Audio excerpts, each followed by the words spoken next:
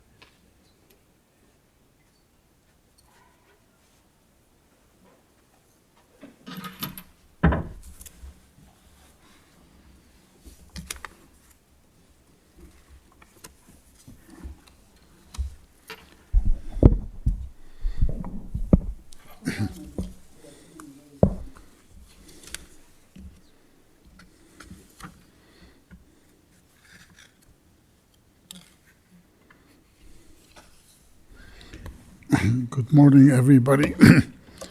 We'll start the service for Benjamin Franklin Shapera. We'll speak in terms of eulogy and recalling some aspects of his life in a while. Some family members will participate, and Rabbi Glick and I also will say a few words. And we start with some readings from the Psalms. Mizmor LeDavid, Mi yagur be'ohalecha mi yishkon be'ar kodshecha, הולך תמים ופועל צדק ודבר אמת בלבבו, לא רגל עד לשונו ולא עשה לרעהו רעה, וחרפה לא נשא על קרובו. נבזה בעיניו נמאס ואת ירא אדוני יכבד, נשבע להרע ולא ימיר, כספו לא נתן ונשך ושוחד על נקי לא לקח, עושה אלה לא ימות לעולם. A Psalm of David. Do we deserve to enter God's sanctuary? Can we merit a place in the presence of God? Live with integrity, do what is right, speak the truth with deceit.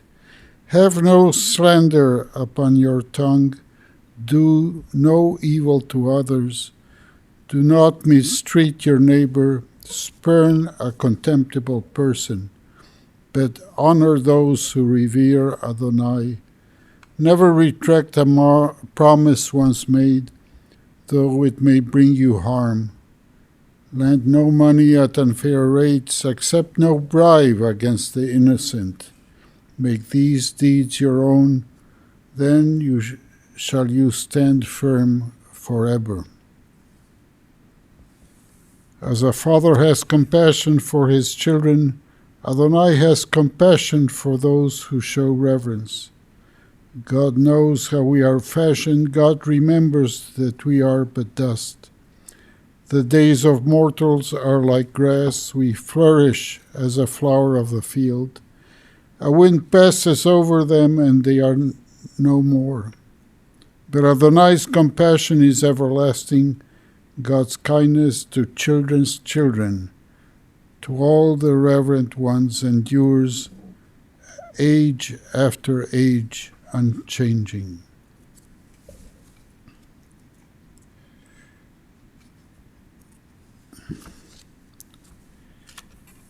Who is honored? One who honors, loves, and cares for other human beings. This is from Pirkei Avot. A modern rabbi and teacher of many of us has written, Rabbi Heschel, the deepest wisdom man can attain is to know that his destiny and her destiny is to aid, to serve. I'd like to ask Patricia to say a few words at this moment. Okay, too comfortable?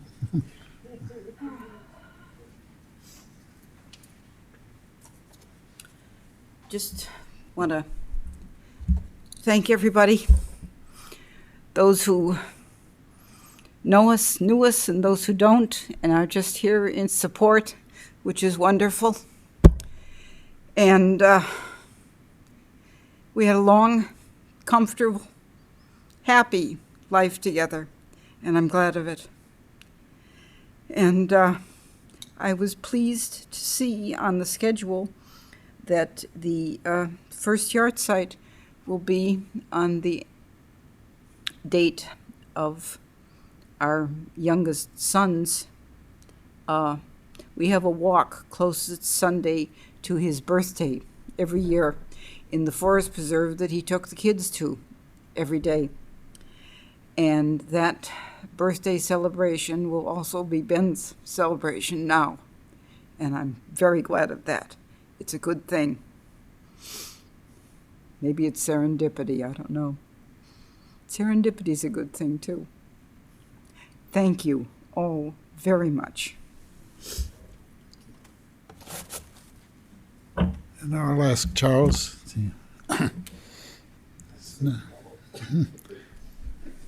That's why I didn't see it. Take a seat. I always need some kind of an assist, so Jeremiah helped me get up, and it was at Zoe and my wedding when I went to Walmart to get the glass for the end of the ceremony, and it was too thick, and I don't know if it was Jeremiah or David who handed it to me and then whispered to the other brother and said, "There's no way he's ever going to break this."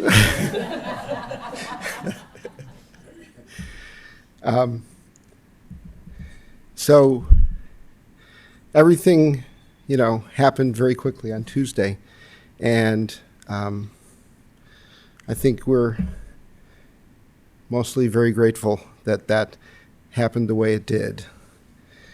But of course, it gives you time to start thinking about things and thinking about how fathers and children interact and how that relationship changes over time. And the thing that I want to say today is that we all evolve through time, and our relationships to each other, they necessarily adjust and change to fit the needs and what's possible. And what I really admired and enjoyed about probably the last 20 years of Dad's life is that he found a new place to be as a father, as a mentor, as a quiet but steady guide to everybody in the family, slowly making their rounds to the different places where we all live, here in Chicago and in Cleveland and in Connecticut. And he was happy in his newfound place and role.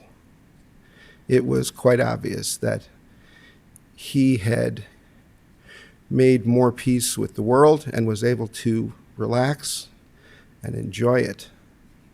And I think it's a model for all of us that there are lots of things in life that are difficult and are challenging. And if you can find a way to take that step back from everything and reset and do something that is really nicer, more enjoyable, more pleasant, better for your soul, and I'm going to try and do exactly that same thing from this moment forward. So, and that's our dad's gift, at least to me, but to all of us. So.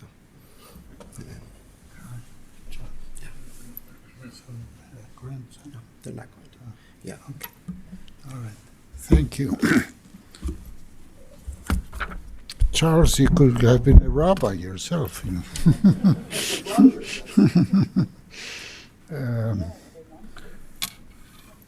I see a lot of the grandchildren here as well.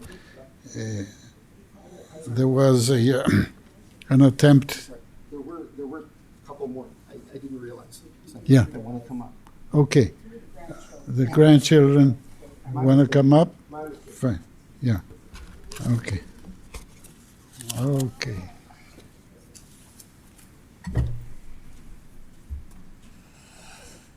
Well, I didn't know I was coming up here, so.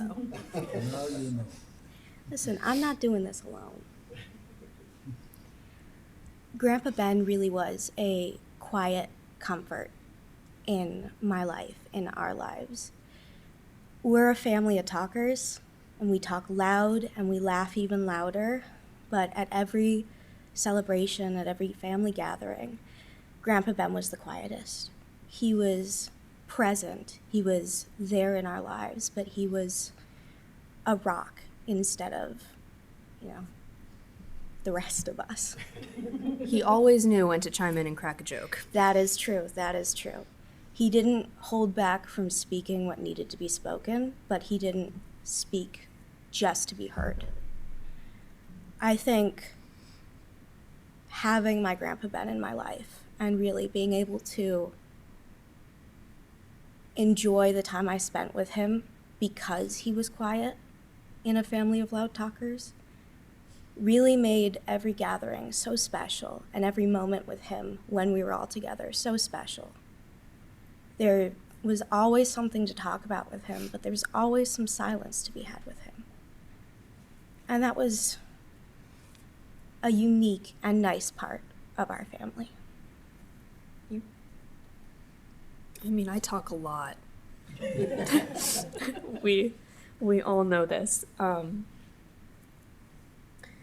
But somehow I did get words out of him, which was really nice because every time we were together, I was able to kind of be the quiet one and let him talk.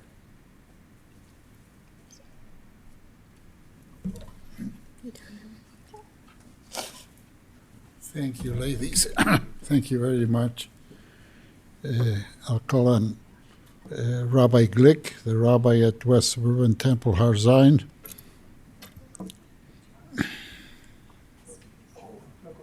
Oh, okay. I'm sorry. Oh boy. Public speaking, it's my favorite. Okay. So I just wrote a couple things down. For me, first Ben was Ben, and then he was Dad, and then he was Grandpa. Having a grandpa is very special. And my kids all the kids had such a special grandpa. Always willing to play a game, cards, chess, drum with my kids, put together a Mark Rober box. Sorry, now I can't see my own writing. Or help with a school project. Grandpa played by the little pool when we still lived in Lake Zurich with my babies. He went to the Apache talent shows and their preschool plays and their grade school plays and their art shows. He made the best jokes, and he could nap anywhere, which I really found impressive.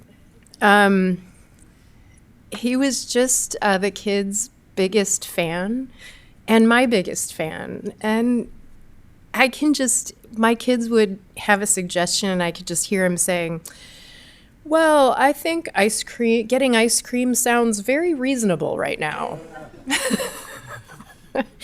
Which was, like, well, if Grandpa says it's reasonable, I guess we should go. Sophie and Levi said yesterday that I want more time with Grandpa. We didn't have enough time. And I know that's how we all probably feel. But his memory is a blessing. And we're lucky to carry so many beautiful ones together of Grandpa. Thanks. Thank you very much. Now, Rabbi Adir Glick.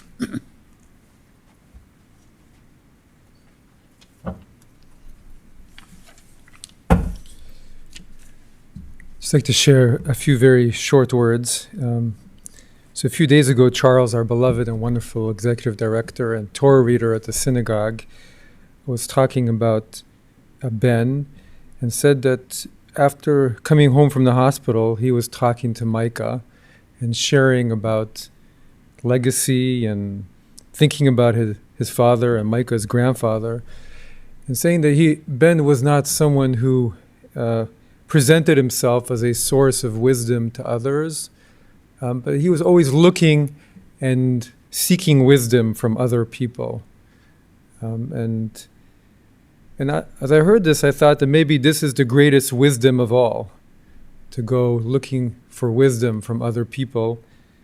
And it's the other part of the quote from Pirkei Avot that Rabbi Mirelman mentioned earlier, the Ezehu Chacham. What does it mean to be wise?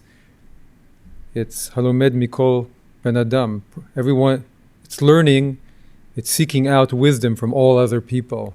That's the greatest source of wisdom. That's where we find wisdom. And in that quote, it says there are many different words for human being in Judaism, but here it says Ben Adam, a child of Adam, because to see others as being equal, as being worthy of seeking wisdom is an incredible blessing and wisdom to have. And then as Charles mentioned, and also in that phone call about these last few months and that his father and that Ben had gone through a change in the last 20 years after the surgery he had 20 years ago, and that going through a change. And we go through different changes in our lives, and we have to find the wisdom to understand the stage of life that we're in. And it takes a lot of self-awareness, and it takes a lot of courage to be able to see the stage of life that we're in and to see what's needed. And he's talked about how Ben always, as the others said, always present. And at the recent walk for Josh, he couldn't walk, but he sat down on the bench. He was part of it. He was present. He was there with everyone. And that to know one's place, to know where we are, and to change is a very difficult thing. And we all try and do that in our lives. But to have that awareness to do it is in itself another great piece of wisdom that all of us can learn from.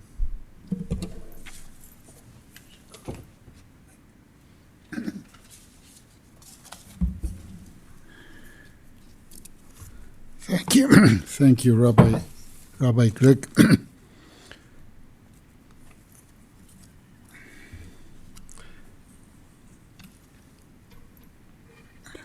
Benjamin Franklin Shapera.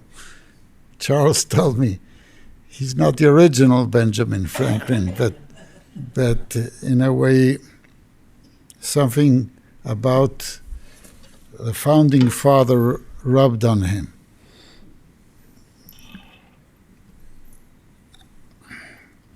He lived for 82 years.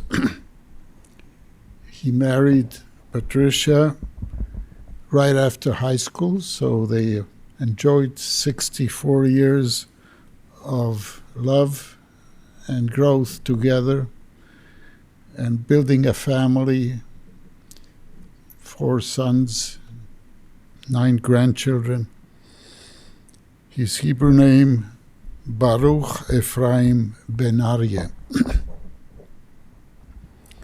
There's Charles and Zoe, David and Myra, Jeremiah, the late Joshua, and Alexandra, Alex, and the 9 grandchildren. I met Ben Shapera a few times throughout the years, at the synagogue especially, and River Forest, for smachot, usually happy occasions in the family or special services.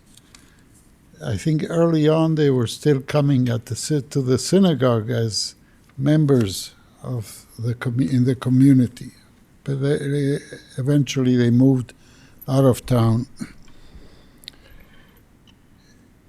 I've known Charles for 35 years, and we used to see each other at least 2-3 times a week, and then even more in the last few years. And we have a very good friendship between us. So when I get up to speak, of course, I speak a little bit from direct contact, but also through the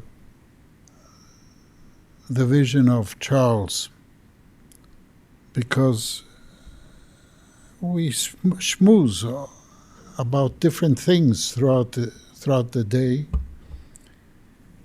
Charles has been is even today a teacher in our Hebrew schools, and the administrator now of the synagogue, the Torah reader, and the bassoonist par excellence.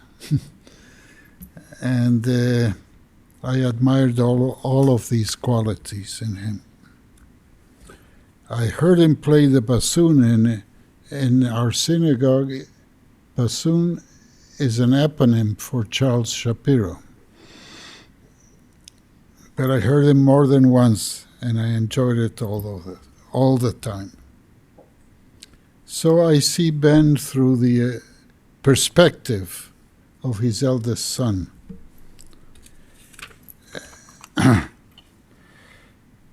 And what I distill of all the things I've heard and lived with the family, my view of Ben Shapiro is that he taught by example.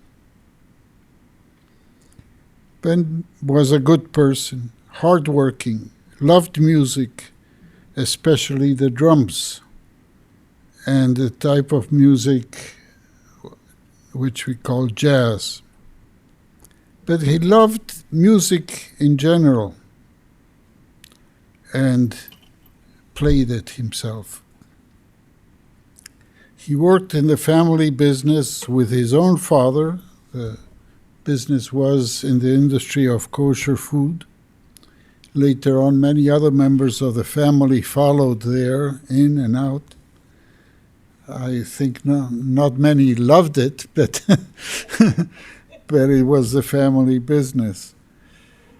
But also, Ben did some music with a band for a few years on the side, and he enjoyed that. He liked to say that he worked in the business for a living, but music was for the soul. And that's important to notice, because there is making a living, but there's also the building of the soul that we all must do. He taught music appreciation again by example. And all his sons learned some instruments at one time or another. Another area was that he loved to read, and that was important as an example to the family. He had an inquisitive mind, a curious mind. He learned from the books he read, but also from nature. And he took the family to all the museums, family outings. Even they took them out of school to go to a museum and learn something extracurricular. But that was a family outing.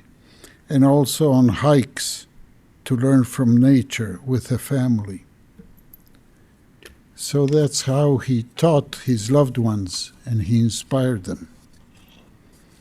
As parenting goes, Charles tells me that Patricia was the parenting parent, more so than Ben. But Benjamin continued to inspire by example. And I also distill this aspect of Ben's life.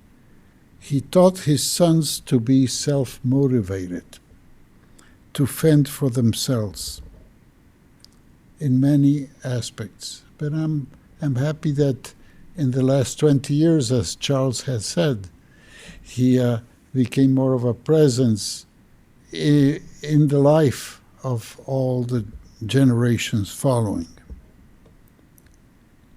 Judaism was important, and again, he taught by example. As a young boy, he went to Hebrew school every weekday after public school. So he knew quite a bit. Wasn't a scholar, but he knew traditions, culture, history. He was a proud Jew. For a while, he and his wife Pat went to Israel for a few months at a time. He wasn't a verbrannte Zionist, a fiery Zionist, but he enjoyed living there. They enjoyed it, participating of the great achievement of our people in the 20th century. And this was important to pass it on. Jewish culture, tradition, way of life, Israel, participating at service, going to synagogue on Shabbat and Yom Tov, the festivals, leading a Seder together with his own father until it was enough, right? He had enough of the Seder, let's eat. But he enjoyed passing on that tradition to the family. So he set that example, even if they weren't fully observant, they were very traditional in that sense. In the cycle of the reading of the Torah, we read this week about Noah. Some people call him Noah the navigator, though he didn't have to navigate too much. The ark floated on the waters. But in a way, it's an image that we can take, that Ben was a navigator, but also helped the family, the sons, and I see the grandchildren as well, from what I heard this morning, to navigate through life, to return to his Maker with a good name, and he raised a good family. So I take the example of my good friend Charles, and I might be a little prejudiced because I know him better than all the others. And he raised a wonderful son, and I think wonderful sons and grandchildren. So he and Pat made a very good job throughout life. And this is a wonderful blessing for each one of those members of the family. And may you continue to pass on that to your own families and to the next generations to come. May he found peace and shalom and continue to be a blessing for his family and for his community. I'll ask now the Cantor Figa to lead us in the memorial prayer.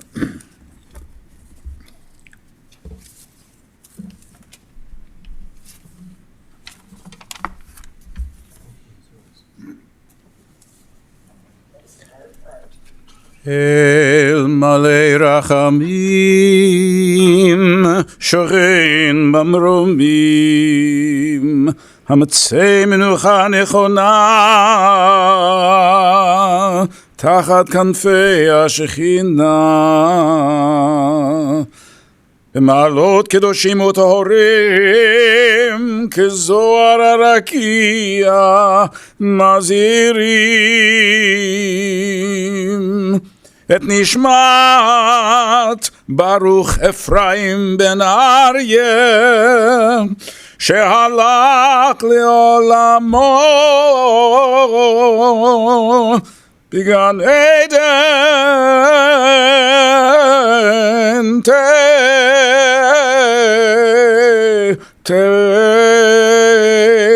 מנוחתו ענה בעל הרחמים, הסתירהו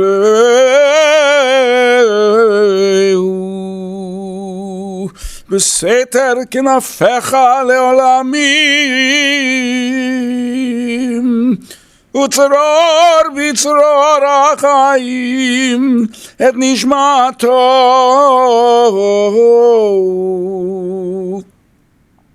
אדוני הוא נחלתו, ינוח בשלום על משכבו, ונאמר אמן.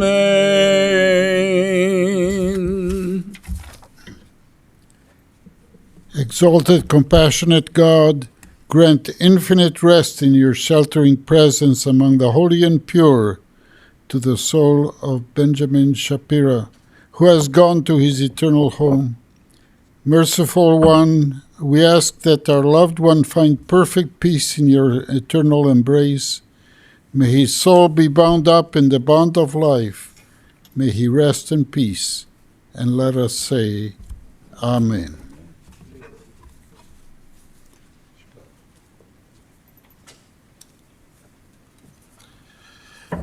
And friends, this concludes the services here in the chapel. The interment and burial service will continue at Jewish Oak Ridge Cemetery in Hillside. For those of you traveling with us to the cemetery and the funeral procession, please do keep the following safety precautions in mind. Please make sure to obtain an orange funeral safety sticker for your windshield. We will be providing several of the cars in the procession with a magnetic orange flag to be placed on top of your car. Please travel as close as safety permits to the car in front of you to avoid any gaps in our procession. For a suggestion of safety, I would not encourage you to talk or text while driving in the procession to the cemetery.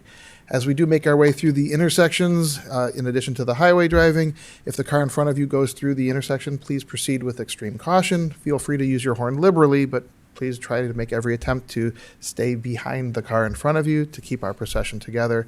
We'll also have another support car in the procession to try to offer some assistance with that as well. Finally, the family has requested that any memorial contributions in Benjamin's memory to West Suburban Temple Har Zion. And that information is in the service folder that you should have received when you came in this morning. And for those of you joining us online, that information is also available on our website. At this time, I would ask for those of you who've been asked by the family to serve as pallbearers to please come forward to my left. And I'll invite everyone else to rise and remain standing as we escort the casket, the pallbearers, the clergy, and the family from the chapel.